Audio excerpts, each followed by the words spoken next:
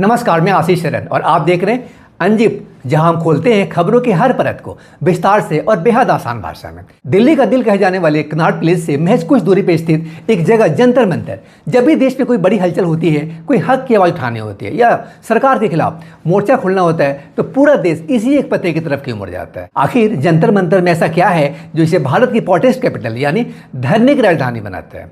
लेकिन फ्रेंड्स, आज बात सिर्फ जंतर मंतर के इतिहास की नहीं है, और चर्चा इस बात की भी है कि क्यों अमेरिका से आकर सीजेपी यानी कॉकरोच जनता पार्टी के जो फाउंडर हैं, देश के यूथ को एक बेहद अजीब शब्द कॉकरोच कहकर वो संबोधित उन्होंने किया और कर रहे हैं। और केंद्रीय शिक्षा मंत्री धर्मेंद्र प्रधान के इस्तीफे के लिए एक पीसफुल धरने का आह्वान उन्होंने किया है। उन्होंने समर्थकों से कहा, किताब और तिरंगा लेकर आइए, पुलिसकर्मियों को फूल दीजिए, फ्लावर। यह आंदोलन प्रेम और शांति से लड़ा जाएगा। फ्रेंड्स, आप सोच रहे होंगे कि दिल्ली पुलिस से इस धरना प्रदर्शन के लिए परमिशन मांगी गई, तो पुलिस ने क्या किया, मतलब कैसे परमिशन दे दिया। तो देखिए, दिल्ली हाई कोर्ट में इस धरने के खिलाफ एक जनहित याचिका दायर की गई थी, लेकिन जस्टिस सौरभ बनर्जी और जस्टिस अमित शर्मा की खंडपीठ ने इस पर तत्काल सुनवाई से इनकार कर दिया। इसके बाद ही दिल्ली पुलिस ने जंतर मंतर पर प्रोटेस्ट की लिखित अनुमति जारी उन्हें करनी पड़ी। यानी सिस्टम रोकना चाहता था, लेकिन फिलहाल कोर्ट ने रास्ता दिया और युवा जंतर मंतर पे उतर आए। खैर, तो क्यों जंतर मंतर को ही चुना जाता है किसी भी धरना प्रदर्शन के लिए, और साथ में जानेंगे फ्रेंड्स कि क्या है मकसद सीजेपी का इस प्रदर्शन के पीछे, मतलब इसके पीछे की पूरी इनसाइड स्टोरी। आइए जानते हैं आज की स्पेशल रिपोर्ट में। मैं आशीष शरण और आप देख रहे हैं अंजिप्ट, और अगर आप ये वीडियो फेसबुक पे देख रहे हैं तो फिर आप देख रहे हैं न्यूज अंजिप्ट। आइए अब इस वीडियो में आगे बढ़ते हैं।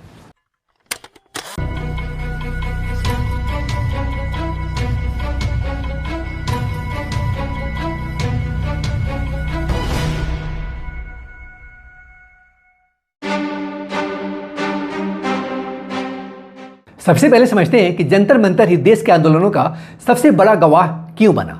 इसके पीछे भौगोलिक, कानूनी और ऐतिहासिक कारण है।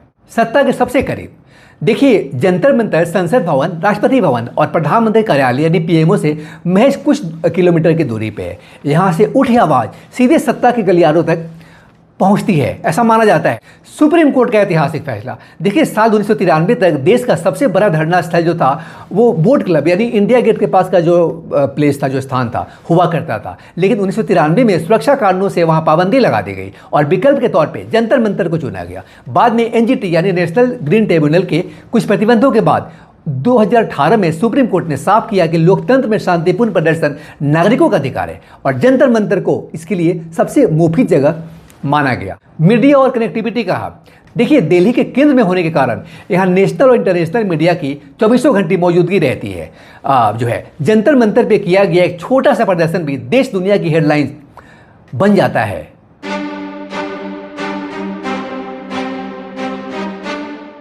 अब आते हैं आज के सबसे गर्मागर्म और विवादित मुद्दे पे। सीजेपी के फाउंडर जो अपने तीखे तेवरों के लिए जाने जाते हैं, अमेरिका से भारत लौटे हैं और आते ही उन्होंने सीधे केंद्रीय शिक्षा मंत्री धर्मेंद्र प्रधान के इस्तीफे की मांग को लेकर एक बड़े और शांतिपूर्ण धरने का आह्वान कर दिया है। हाल के दिनों में देश की शिक्षा प्रणाली बड़ी प्रतियोगी परीक्षाओं, जो नीट लेवल के जो एग्जामिनेशन है की पारदर्शिता और छात्रों के भविष्य को लेकर कई सवाल उठे हैं। फ्रेंड, विपक्ष से लेकर कई सामाजिक संगठन लगातार शिक्षा मंत्रालय को घेर रहे हैं। इसी कड़ी में सीजेपी का यह कदम इस आंदोलन को एक नई धार देने की कोशिश माना जा रहा है।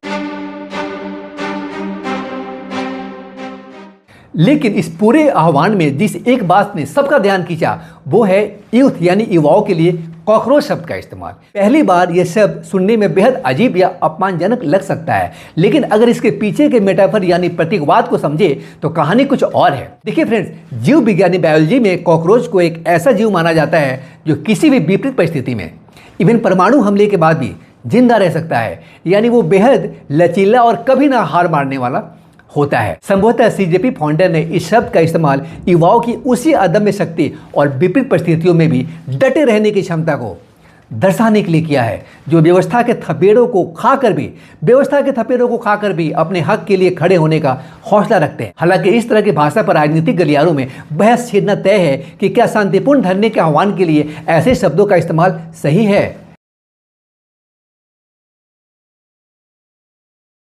लोकतंत्र की सबसे खूबसूरत बात यही है कि यहाँ असहमति को भी एक जगह मिलती है और वो जगह है जंतर मंतर।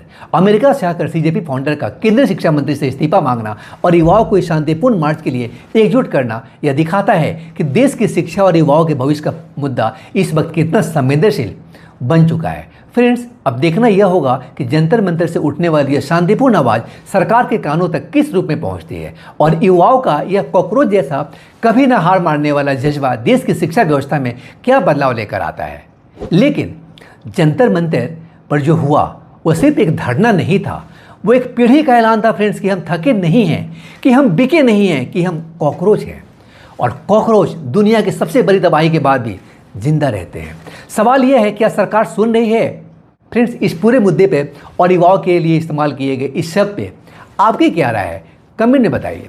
कमेंट में एक बात और लिखकर बताइए, आपको क्या लगता है सीजेपी का यह आंदोलन कितना और आगे जाएगा?